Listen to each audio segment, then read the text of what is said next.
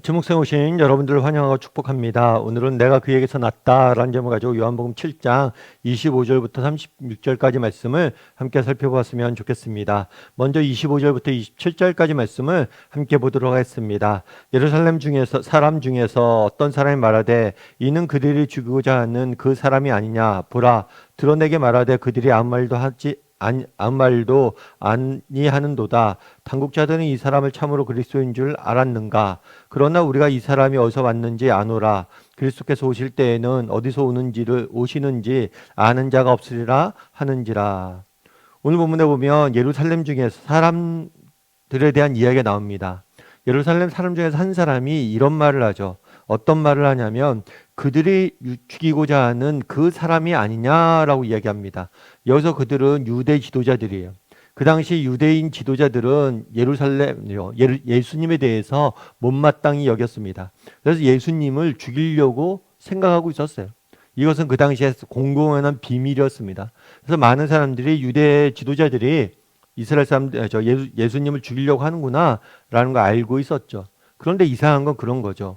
아니, 분명히 이 사람을 유대 지도자들이 죽이려고 하는데 이 사람이 지금 보라, 드러내게 말하되, 그러니까 드러내놓고 가르치는 거예요.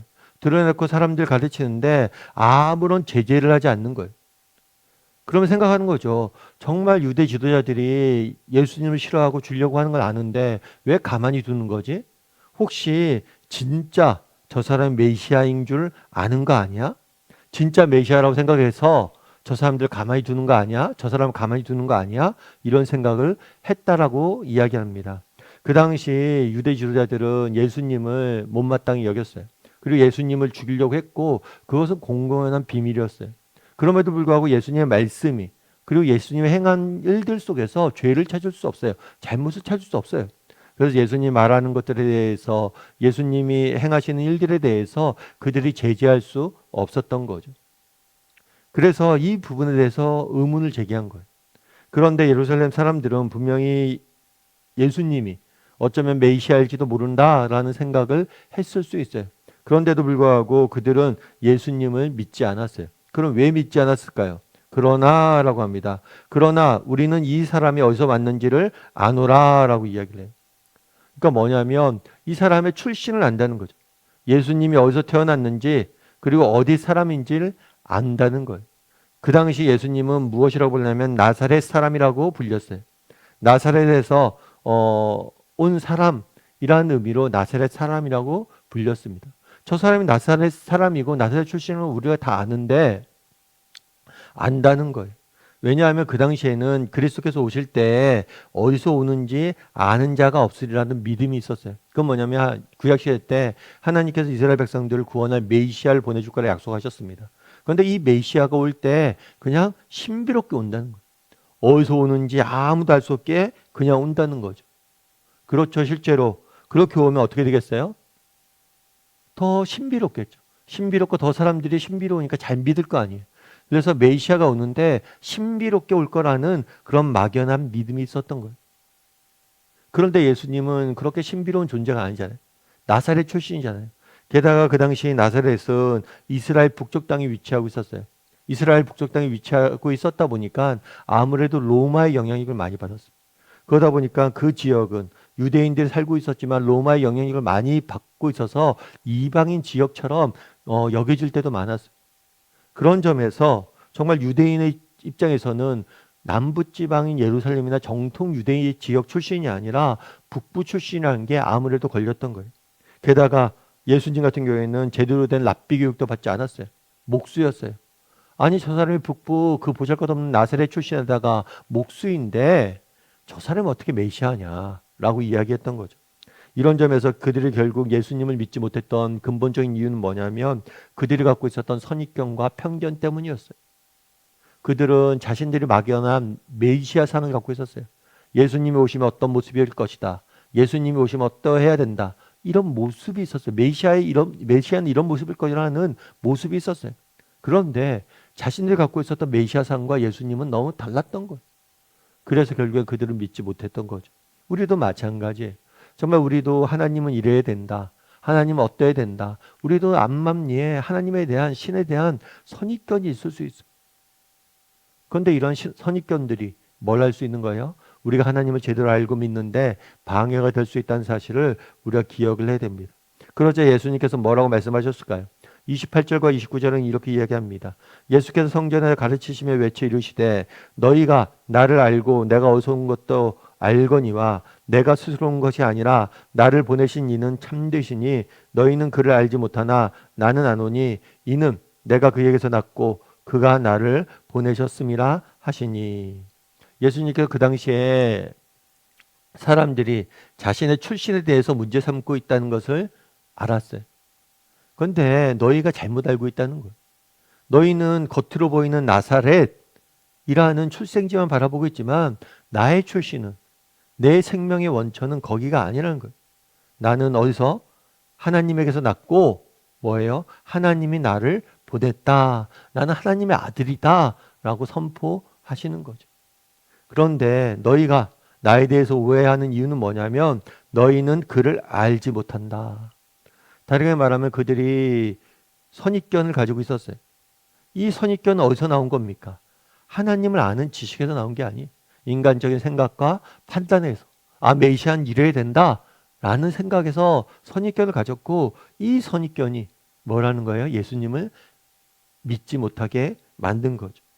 하지만 구약 성경에는 분명히 이 땅에 오실 예수님에 대한 수많은 소개가 있습니다. 뿐만 아니라 그가 어디서 태어날 것인지, 어떤 삶을 살 것인지, 어떻게 지낼 것인지 분명한 예언을 하고 있어요. 정말 그들이 성경을 진지하게 받아들였고 정말 성경의 말씀을, 증거를, 하나님의 말씀을 진심으로 믿고 깨달았다면 이런 예수님에 대해서 오해할 필요가 없었던 거죠. 그래서 결국에 그들은 왜 이런 오해를, 이런 선입견을 가졌습니까? 하나님에 대해서 아는 지식이 부족했기 때문이에요. 다르게 말하면 하나님의 말씀에서 무엇인가를 깨닫고 알았던 것이 아니라 인간적인 생각과 판단에서 이럴 것이다 저럴 것이다 생각을 했던 것이고, 그것이 예수님을 믿는데 방해가 되었던 거죠. 그럼 우리는 어떨까요? 정말 우리는 예수님을 믿습니다. 그런데 우리는 예수님을 믿습니다. 그렇기 때문에 우리가 예수님을 믿지만 믿기에 우리에겐 어떤 선입견이나 편견이 없을까요? 그렇지 않아요. 정말 우리도 우리가 가진 지식, 경험으로 하나님에 대해서, 하나님의 일하심에 대해서 판단하고 제안할 수 있는 거예요. 특별히 우리가 하나님에 대해서 아는 지식, 그것이 어디서 나왔는지 우리가 돌아봐야 돼요. 그건 그냥 막연히 내가 생각한 건가? 막연히 우리가 갖고 있는 생각인가? 아니면 정말 성경이 말하는 게 근거해서 우리는 하나님에 대해서 배우고 알고 있는가? 라고 정직히 한번 돌아볼 필요가 있어요. 나에게는 정말 이런 잘못된 편견이 있지 않는가? 여러분, 빈세트 반 고흐라는 작가를 아마 아실 거예요. 이 고흐 같은 경우에는 전 세계적으로 가장 유명한 작가, 화가 중에 한 명이고 지금까지 그의 작품은 많은 사람들에게 사랑을 받고 있습니다. 그런데 재밌는 것은 고흐가 정말 살았을 때는 단 한 점도 그림이 팔리지 못했을 정도로 철저히 무시당했다고 그래요. 그 당시에는 고흐가, 그 당시 사람들은 고흐의 거친 화법과 강렬한 색채 이런 것들을 보고 당시에 그런 미술 화풍과 맞지 않았다고. 그래서 기본이 안 된 그림이라고 생각을 했어요. 그리고 정신 이상자의 낙서라고 비웃었습니다. 왜 그랬냐면 그들은 고흐의 외적인 모습만 봤어요. 고흐의 그림을 본 게 아니라 고흐가 그저 가난한 목사의 아들이고 정신질환을 앓고 있는 사회 부적응자라는 틀 안에 갇혀서 고흐에 대해서 바라봤던 것. 그러다 보니까 그의 그림을 무시했던 거죠. 그래서 결국에는 고흐는 살아 있을 때는 정말 제대로 된 빛을 못 봤어요.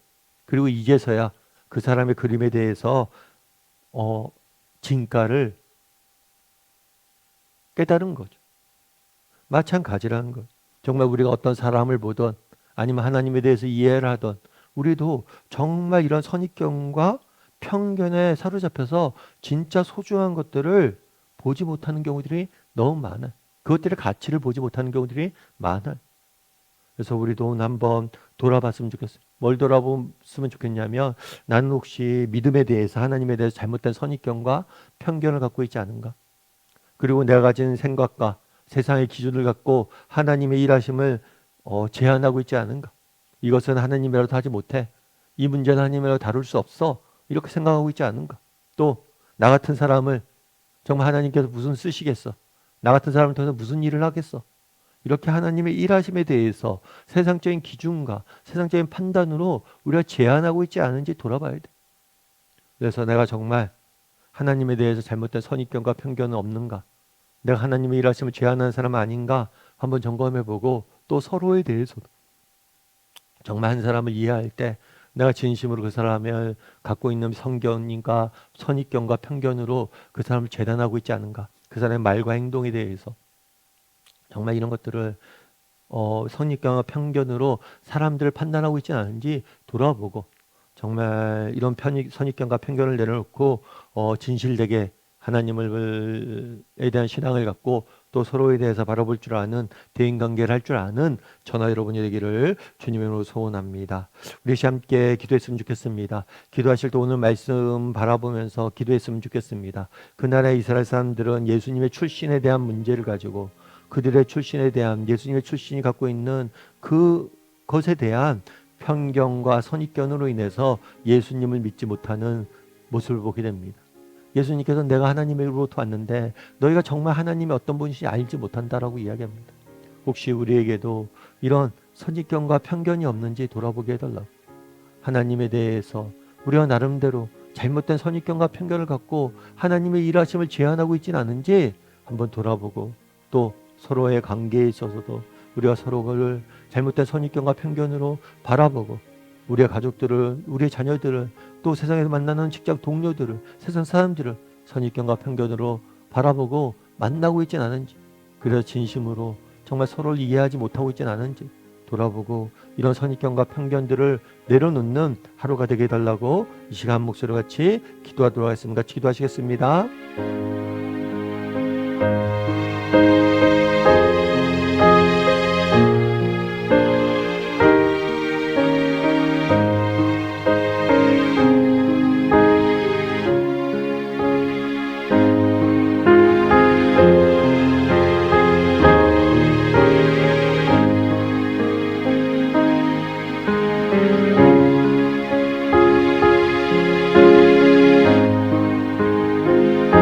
사랑의 하나님, 그날에 예루살렘 사람들이 예수님의 출신을 갖고 문제 삼으며 편견에 빠져서 예수님을 믿지 못하는 모습들을 보게 됩니다.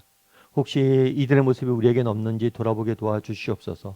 인간적인 생각과 세상적인 시각으로 하나님에 대해서 잘못된 편견을 갖고 하나님의 일하심을 제한하고 있지는 않은지 돌아보게 도와주시고 또 대인관계 가운데서도 잘못된 선입견과 편견으로 서로를 이해하고 서로를 진심으로 대하지 못하고 있지 않은지 돌아보게 도와주시고 오늘 하루 정말 편견과 선입견을 내려놓고 진심으로 하나님을 믿고 따르는 그리고 서로의 관계를 이루어가는 오늘 하루가 될 수 있도록 주여 붙잡아 주시옵소서. 하나님께서 오늘도 우리 함께 할지 믿사오며 모든 말씀 예수님의 이름으로 기도드립니다. 아멘.